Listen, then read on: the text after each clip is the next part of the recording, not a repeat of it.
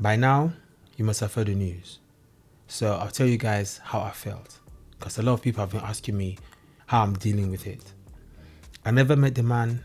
I don't know the man personally. I only came across him recently, okay? But these were the emotions I went through. When I received the message, at first, I was scared. I felt so much fear. Then I watched the video.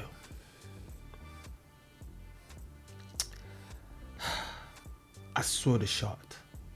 I saw the blood spurting out of his neck. The cold shivers that ran down my spine. I was shook, completely shook. So I stayed up all night. The first thoughts that came to my mind was, I'm going to stop making YouTube videos.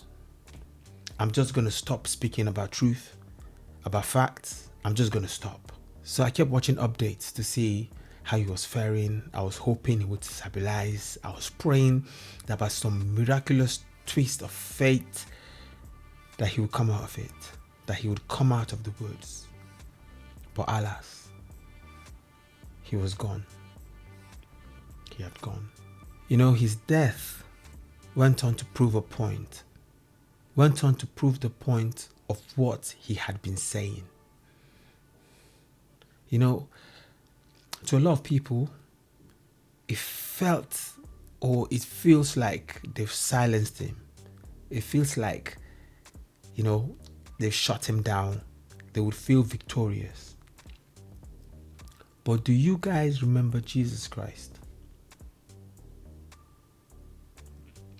Do you remember Jesus Christ? Some of you don't know him. Okay. All you have to do to know that you talk about Jesus Christ every day of your life is think about the date. 2025. What? 2025 years after the death of Jesus Christ. That's one. They killed him, but look at Christianity all over the world. They thought they put out his light, but they didn't know that they had planted his seed with Charlie Kirk.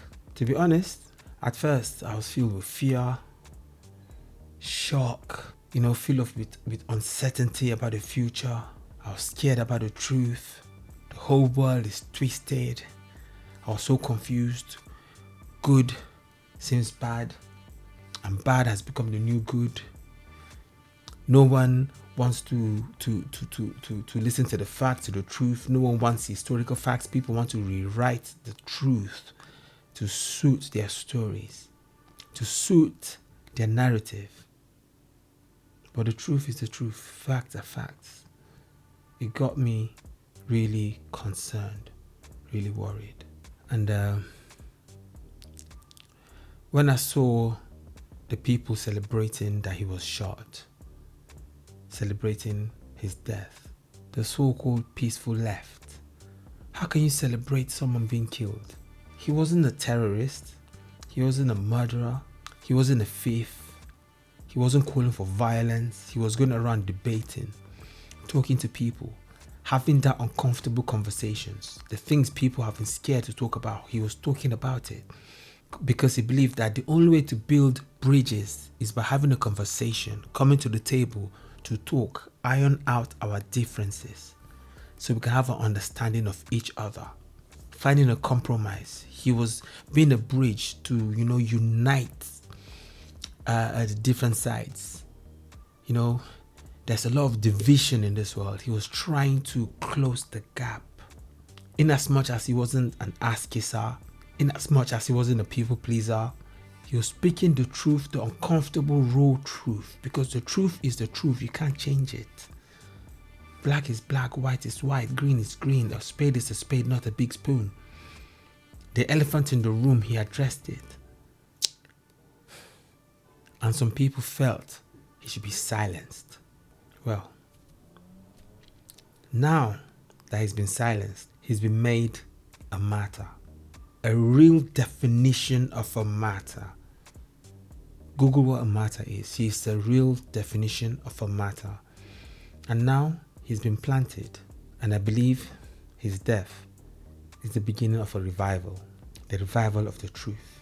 Because now his message will be spread across the world like wildfire, and it will kindle the hearts of many, many, many people. It will kindle their hearts. People that have been silent. You know, people on the right, they like to keep their views to themselves. Because those on the right, they believe in peace. They don't believe in forcing themselves. I'm not talking about far right. I'm talking about those on the right. The silent voices have been awakened. And now, all we have to do is sit down and watch. For those that want to sit down and watch. But for those whose fires have been kindled, it's time for you to go up the hill. Because a city that is set on a hill cannot be hidden. And you are the light of the world. Don't let the world put out your light. Well, may he rest in peace. And I pray God give his family the fortitude to bear the loss. His wife and his kids, his parents, his relatives, all of them. Just know that you shall know the truth, and the truth shall set you free.